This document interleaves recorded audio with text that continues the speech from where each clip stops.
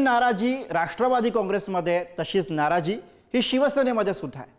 मंत्रिमंडळाच्या विस्तारामध्ये शिवसेनेच्या 11 मंत्र्यांनी मंत्रिपदाची शपथ घेतली, पण आधी मंत्री असलेल्या अनेक बड्या नेत्यांना या मंत्रिमंडळ विस्तारामध्ये डच्चू देण्यात आला। त्यामुळे शिवसेना शिंदे गटातील नेते अस्वस्थ असल्याची बातमी समोर येते।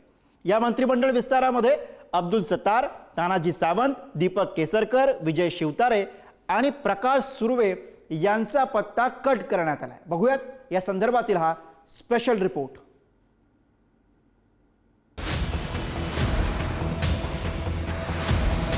वर्षानंतर मंत्रिपद दिलं तरी मी घेणार नाही। पुढची भूमिका काय असेल? मला दिलं तरी मी घेणार नाही, गरज नाही मला। माझ्यासारखा गरीब कार्यकर्ता जो आहे त्याला संघर्ष करण्याशिवाय पर्याय नाही आहे, याच्यावरून सिद्ध झाले। महायुतीचा मंत्रिमंडळ विस्तार रविवारी नागपूरमध्ये पार पडला। मंत्रिमंडळ विस्तारामध्ये नव्या चेहऱ्यांना संधी देण्यात आली, तर अनेक अनुभवी मंत्र्यांचा पत्ता कट झाला। यानंतर नाराजीला उधाण आलं असून यामध्ये शिंदेच्या शिवसेनेचे नेते आघाडीवर आहेत। आमदार विजय शिवतारे, प्रकाश सुर्वे आणि नरेंद्र भोंडेकर यांनी उघडपणे नाराजीला मोकळी वाट केली आहे। मंत्रिपद न मिळालेले शिवसेनेतील नाराज तानाजी सावंत, परांडा, विजय शिवतारे, पुरंदर, अर्जुन खोतकर, जालना, प्रकाश सुर्वे, मागाठाणे, मुंबई, नरेंद्र भोंडेकर, भंडारा, दीपक केसरकर, सावंतवाडी, अब्दुल सत्तार, सिल्लोड। मला माझं नाव कट झाल्याबद्दल अजिबात दुःख नाही, परंतु ज्या पद्धतीने ते घडत जाते विश्वासात घेऊन लोकांना काम करायला पाहिजे, ते न झाल्यामुळे नाराजी 100%। बापू 2.5 वर्षानंतर मंत्रिपद मिळावं अशी अपेक्षा आहे का? 2.5 वर्षानंतर मंत्रिपद दिलं तरी मी घेणार नाही। पुढची भूमिका काय असेल? मला दिलं तरी मी घेणार नाही, गरज नाही मला। माझ्या मतदारसंघातली कामं मुख्यमंत्री वगैरे यांच्याकडून करून घेणे एवढं आहे। मला काय मंत्रिपदावर आलेलं नाही, मंत्रिपदाबद्दल मला राग नाही, वागणुकीबद्दल प्रचंड असं आहे। एकनाथ शिंदे साहेबांना कदाचित वाटलं, एकनाथ शिंदे साहेबांना कदाचित विचार केला सुद्धा असेल, पण मंत्रिपदाची खूप मोठी लाईन होती। त्याच्यामध्ये आजी माजी मंत्री होते, त्याच्यामध्ये मातब्बर नेत्यांची मुलं होती, त्याच्यामध्ये मोठ्या घरची लोक होती। आणि माझ्यासारखा गरीब कार्यकर्ता जो आहे त्याला संघर्ष करण्याशिवाय पर्याय नाही आहे, याच्यावरून सिद्ध झाले। नाही असं काय तुमच्या बातम्या असतील कदाचित, माझ्या चेहऱ्यावर तुम्हाला वाटतं का नाराज आहे? मी सदा खुश राहणारा माणूस आहे, नाराज वगैरे काही नाही। ठीक आहे, मानाने मी फर्स्ट डे पासून म्हणत होतो की मानाने एकनाथ शिंदे साहेब जो निर्णय घेतील तो निर्णय मला मान्य राहील आणि तो निर्णय मी मान्य केलेला आहे। त्यामुळे नाराजीचा प्रश्न नाही आणि मी कामकाजामध्ये सहभागी होणार। नवीन सरकार आलेले आहेत, नवीन मंत्री आलेले आहेत, नवीन मंत्र्यांच्या चेहऱ्यावर किती आनंद आहे बघा, त्याच्या आनंदामध्ये आपण सहभागी झालं पाहिजे। पुन्हा एकदा मंत्रिपदाची माळ गळ्यात न पडल्यामुळे शिवसेनेच्या काही आमदारांकडून आदळआपट करण्यात आली। मंत्रिमंडळात स्थान न मिळाल्यानं तानाजी सावंत यांनी अधिवेशनामध्ये थांबण्याऐवजी मतदारसंघात माघारी परतण्याचा निर्णय घेतला।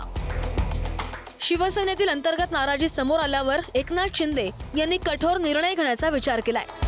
नाराज असणाऱ्यांना पुन्हा मंत्रिपद मिळणार नाही असा थेट इशाराच दिल्याचं बोललं जात आहे।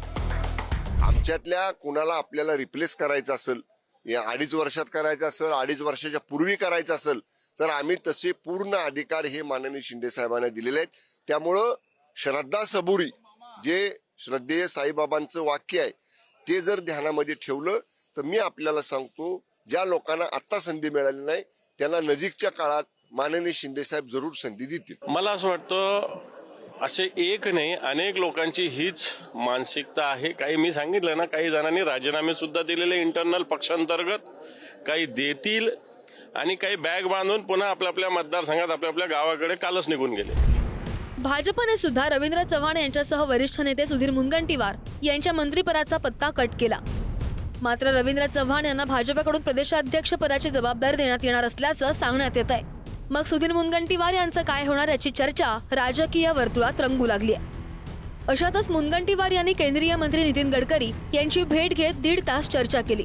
त्यानंतर माध्यमांशी बोलताना मुनगंटीवार यांनी गणेश नाईकांचा संदर्भ देत ज्यांचा मुलगा दुसऱ्या पक्षात जाऊन लढला त्यांनाही मंत्रिपद दिलं जातं असं म्हणत मनातील खदखद बोलून दाखवली।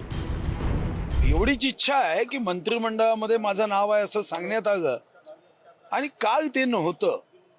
एवढाच मुद्दा आहे. मला सांगा, अरे ज्यांच्या कुटुंबातला मुलगा दुसऱ्या पक्षाच्या चिन्हावर उभा राहतो, आपण त्यांना मंत्री करू शकतो, आणि मी एका निष्ठावान कार्यकर्त्यासाठी गेलो म्हणून माझ्यावर राग काढतील.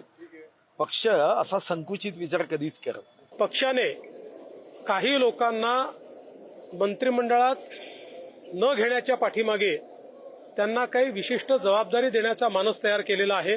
आमच्या केंद्रीय पक्षाने त्यांच्याबद्दल काही विचार करूनच त्यांना मंत्रिमंडळात घेतलेलं नाही.